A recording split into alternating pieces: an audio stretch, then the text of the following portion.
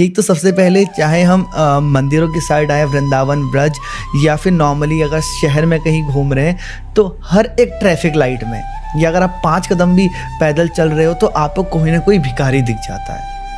कोई समर्थ है, पूरा हष्ट पुष्ट है, कोई अपंग है, लेकिन आपको हर 4 कदम में दिखते रहते हैं। और अगर दे दें तो ऐसा लगता है कि ये तो उससे नशा करेंगे, हमने एक गलत चीज़ को, एक गलत प्रथा को हमने उसको सहारा दिया है, एक गलत प्रथा को, ये तो बिजनेस चल रहा है। और ना दे तो मन में लगता है कि जेब में पैसा था मेरे और मैंने फिर भी उसको नहीं दिया जो मेरे सामने हाथ फैला के आया था। तो क्या किया जाए?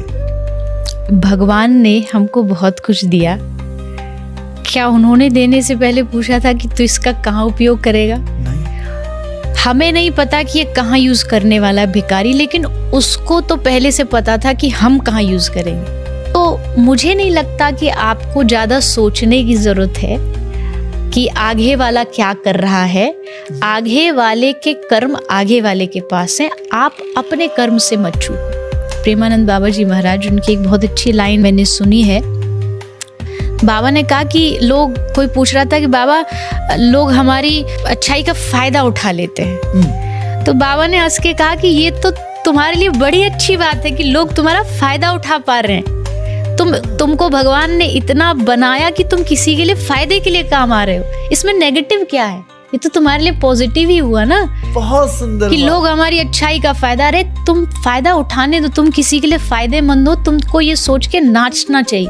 जैसे एक बस जा रही है, एक आदमी विंडो की साइड बैठा है और एक विंडो से दूसरी साइड में बैठा है। एक भिखारी विंडो पे खड़ा होकर भीख मांग रहा है। जो विंडो वाला व्यक्ति है वो नहीं दे रहा, पर जो उधर वाला बैठा उसके मन में आया, उसने 50 रुपए निकाले और वो भिखारी को देना चाहता था, पर उसका हाथ वहां तक पहुंच नहीं रहा। तो उसने जो विंडो वाला आदमी था उसको दे दिया कि तू दे दे भैया। उसने जब वो 50 रुपए भिखारी को दिए तो भिखारी ने क्या सोचा, कौन दे रहा है? यही जो विंडो वाला, ये विंडो वाला है। और वो दुआ किसको दे रहा है? भगवान आपको दुआ है, भगवान आपने बड़ा अच्छा किया, भला किया। पर देने वाला विंडो वाला नहीं है, विंडो वाला बस पास कर रहा है, देने वाला कोई और है। ठीक ऐसे ही आप जो दे रहे हो वो बस आप पास कर रहे हो।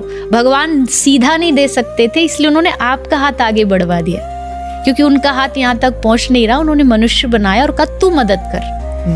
मदद वो कर रहा है पर माध्यम आपको बना के कर रहा है। और जो सामने वाला वो सोचता आपने दिया, हमने नहीं दिया। हमारे पास होता तो जब दुनिया में जन्म लिया तो गठरी में साथ बांध के लाते। हमारा नहीं है वो किसी और का है। किसी और तक पहुंचाने का काम, जिम्मेदारी आपको भगवान ने दी है, उसको निभाइए। इसमें बिल्कुल भी संकोच नहीं करना चाहिए।